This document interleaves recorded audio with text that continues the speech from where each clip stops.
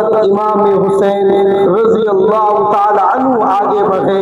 جب آگے کوفہ کے آس پاس پہنچے، میدان کربلا کے آس پاس پہنچے، تو عبید اللہ ابن زیاد کے ایک آدمی نے، حر بن زیاد نے 1000 کا فوجی لشکر لے کر امام حسین کے قافلے کا گھیراؤ اور محاصرہ کر لیا اور امام حسین کو مجبور کیا کہ پڑاؤ ڈالو، نہ لڑائی، نہ لیفٹ، نہ آگے نہ پیچھے، کدھر بھی نہیں جا سکتے. یہ 1000 کے لشکر نے امام حسین کے قافلے کو گھیر لیا.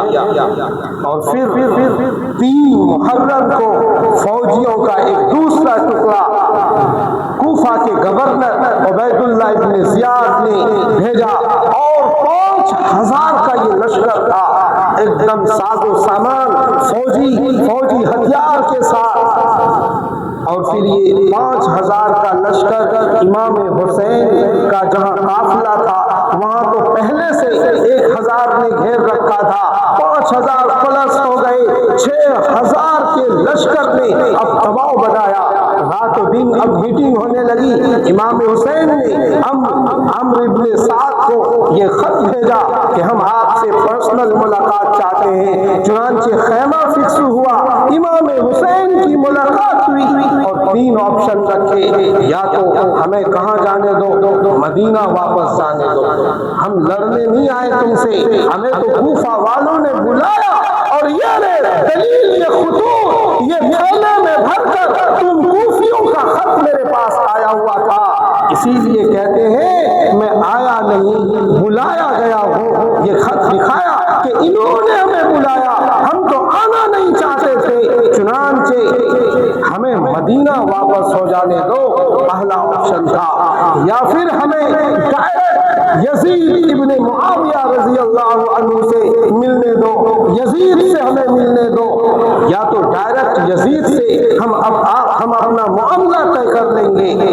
اور تیسرا آپشن امام حسین نے رکھا کہ اور اگر تمہیں نہ مدینہ واپس جانا دینے چاہتے ہو اور نہ ہی تم یزید سے ملاقات کرنے دینا چاہتے ہو تو پھر ہمیں آزاد چھوڑ دو، ہم کسی سرحد پر جا کر امت کے لیے جنگ کریں گے، امت کے لیے لڑیں گے، امت کے کام آئیں گے، ہمارے ساتھ یہاں جنگ مت کرو، ہم جنگ کے لیے نہیں آئے ہیں. سمجھو اس بات کو. 3 آپشن رکھا، پہلا مدینہ واپس جانے دو، دوسرا یزید سے ڈائریکٹ ملنے دو، اور تیسرا ہمیں آزاد چھوڑ دو تاکہ ہم سرحد پر جا کر کفر سے لڑ سکیں.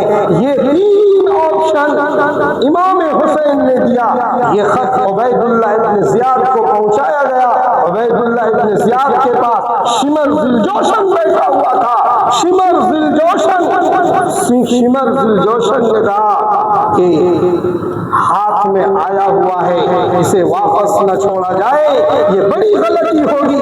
عبید اللہ ابن زیاد کو بھڑکایا کہ اگر امام حسین زندہ رہے تو پھر تمہاری سلطنت کے لیے خطرہ بن سکتے ہیں. چنانچہ ایسے میں عبید اللہ ابن زیاد نے وارنٹ جاری کیا کہ لشکر کو مجبور کرو، امام حسین کے قافلے کو مجبور کرو کہ ایک ایسی جگہ پر پڑاؤ ڈالے جو چٹیل میدان ہو، ایک ایسی جگہ پر پڑاؤ ڈالے جہاں نہ پانی کا انتظام ہو، جہاں نہ کسی اور چیز کا انتظام ہو. چنانچہ امام حسین کو کربلا میں پڑاؤ ڈالنا پڑا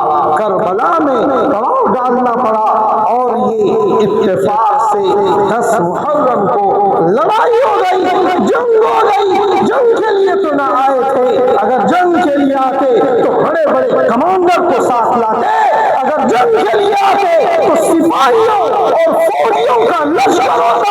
یہ تو خاندان کے چند افراد تھے، پتہ چلا جنگ کے لیے نہ تھے، لیکن ان ظالموں نے امام حسین کی ایک نہ مانی اور پھر جنگ شروع ہو گئی. دھیرے دھیرے رفتہ ایک کر کے خاندان نبوت کا چشم و چراغ شہید ہوتا رہا، شہید ہوتے رہے. ایک کر کے اب علی اصغر شہید ہوئے، علی اکبر شہید ہوئے، قاسم شہید ہوئے، عباس بن عبداللہ شہید ہوئے، سارے شہید ہوتے چلے گئے، لاسٹ میں نمبر آ گیا علی ذی وقار امام حسین رضی اللہ تعالی عنہ کا۔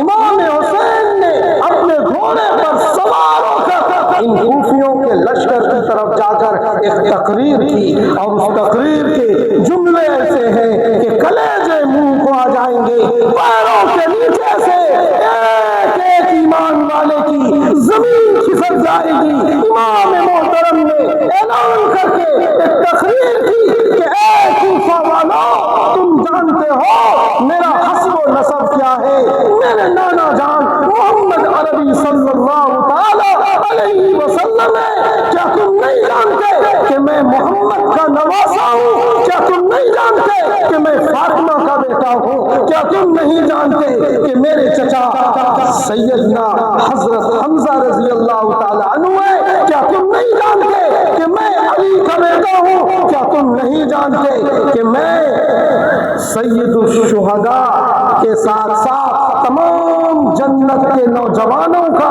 الحسن والحسین سیدہ شباب اہل الجنہ، میں جنت کے جوانوں کا سردار ہوں۔ یہ اس وقت مجھے میرے نانا نے سرداری دی تھی جب میں فاطمہ کے گود میں کھیلا کرتا تھا، جب صحابہ مجھے گود میں کھلاتے تھے، جب پیغمبر مجھے اپنی پیٹھ پر بٹھاتے تھے، جب پیغمبر جب مجھے کندھے پر بٹھاتے تھے، تب میرے نانا جان نے کہا تھا سیدہ شباب اہل الجنہ، کہ حسن بھی حسین بھی جنت کے جوانوں کے سردار ہے۔ کیا تم نہ جانتے ہو کہ میری ماں فاطمہ جنت کی خواتین کی ملکہ اور رانی ہے، سردار ہے؟ کیا تم نہیں جانتے ہو کہ میں جنت کے جوانوں کا سردار ہوں؟ کیا تم جھول میں ہو؟ کیا تم نہیں جانتے کہ یہ پگڑی جو میرے سر پر ہے میرے نانا کی ہے، میرے نانا کی ہے؟ کیا تم نہیں جانتے کہ میں جس کا نواسا ہوں اس پیغمبر کا جس کے اشارے پر چاند کے دو ٹکڑے ہوئے؟ کیا تم نہیں جانتے کہ میں اس پیغمبر کا نواسا ہوں جس کے اشارے پر درخت چلنے لگا؟ کیا تم نہیں جانتے کہ کنکریوں نے ان کے اشارے پر کلمہ پڑھا؟ کیا تم نہیں جانتے کہ میں کس خاندان کا چشم و چراغ ہوں؟ تیرا خنجر کس پیشانی پر چلے گا؟ اس پیشانی پر جس پیشانی کو پیغمبر چومتے تھے، جس چہرے کو پیغمبر چومتے تھے، اس پیشانی پر، اس چہرے پر، اس کندھے پر تمہاری تلواریں اور تمہارے تیر چلیں گے۔ سمجھو میری بات کو، تم اپنی آخرت کو برباد کرنے جا رہے ہو۔ لیکن ظالموں کو ایک بات بھی سمجھ میں نہ آئی، ظالم ظلم پر تلا ہوا تھا، ظالم حضرت امام حسین کے ساتھ غداری پر اترے ہوئے تھے، غداری پر اترے ہوئے تھے۔ دل برا بھی حسین ہے، غم عاشقاں بھی حسین ہے، صف برزبی بھی حسین ہے، سر آسماں بھی حسین ہے، جہاں سر آسماں بھی حسین ہے، جہاں فیصلے ہو ضمیر کے کسی آدمی کے خمیر کے، جہاں فیصلے ہو ضمیر کے کسی آدمی کے خمیر کے، وہاں لاٹ ابن زیاد ہو، وہاں ایک جاں بھی حسین ہے۔ میں یزیدیت کا وکیل ہوں، میں یزیدیت کی دلیل ہوں، میں حسینیت کی سفیر سبیل ہوں، میری برزباں بھی حسین ہے۔ سنو سنو وقت کے یزیدیوں، سنو وقت کے یزیدیوں، سنو شمر کے قصیدیوں، جو یزید ہے اسے ڈھونڈ لو، میرا صاحبہ بھی حسین ہے۔ ہم تو حسینی ہیں، ہم